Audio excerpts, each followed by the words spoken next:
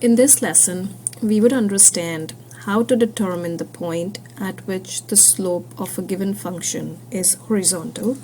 The learning goals of this lesson is to use the first principles method to determine the slope of the given function, understand the meaning of horizontal slope, understand that the point where slope is horizontal in a function is either a max or a min point, determine the point coordinates of the max and the min point.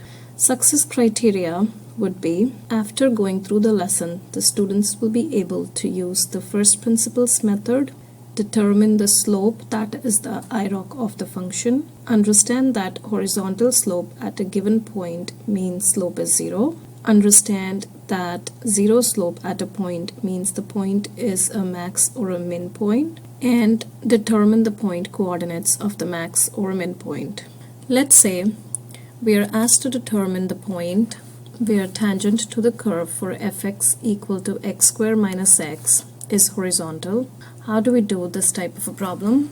Since we know slope of the tangent is nothing but an IROC for that given curve, so if you're given any curve and we draw tangents at different points, for example at this point, we notice that the tangent slope is going downwards, which means negative slope.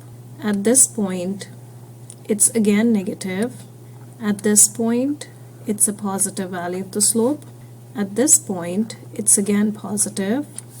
However, when we make a tangent here, it is going to be a horizontal slope. Or we can say the slope of this line is 0. As we know, this line is called a tangent, so that means the tangent slope is 0. Since the tangent slope is IROC, so we would say IROC at this point is 0. So technically in this question, we are finding where is IROC 0. That means we are finding the x and the y coordinate of the point where IROC is 0. We have already learned that IROC determination is done with the method of first principles. So that would be IROC is equal to f of a plus h minus f of a over h. In this case, we don't know what is the value of a, and that's what we are determining. However, we know that IROC value is 0. Let's first simplify what is f of a plus h and what is f of a. So f of a plus h would be a plus h square minus a plus h. This comes from here.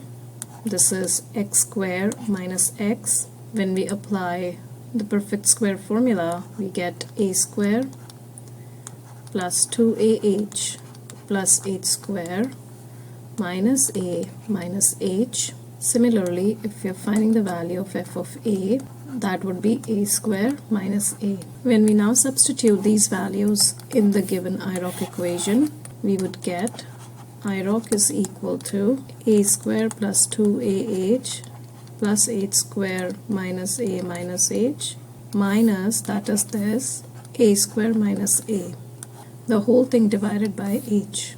When we further simplify it, we would be able to get a square plus 2ah plus h square minus a minus h minus a square plus a, the whole thing divided by h. So a square gets cancelled, minus a plus a. We are finally left with h square, that is this term, minus h, that is this term, plus 2ah, that is this term, the whole thing divided by h. For all this while, we know IROC is 0. When we factor h out, we are left with h minus 1 plus 2a, the whole thing divided by h. H and h gets cancelled out. This is still equal to 0. Since we know when we are solving for IROC with first principles method, we used limit h approaches 0. So this comes with limit h approaches 0. When we substitute h as 0, we will be able to get 0 minus 1 plus 2a, and IROC is 0. Finally, we are left with 2a minus 1 is equal to 0, and we isolate for a, so it gives us 2a is equal to 1.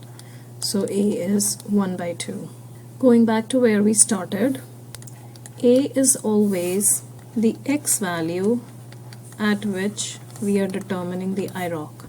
On that note, we can say x is equal to a, which is now 0.5, as we got the a value as half.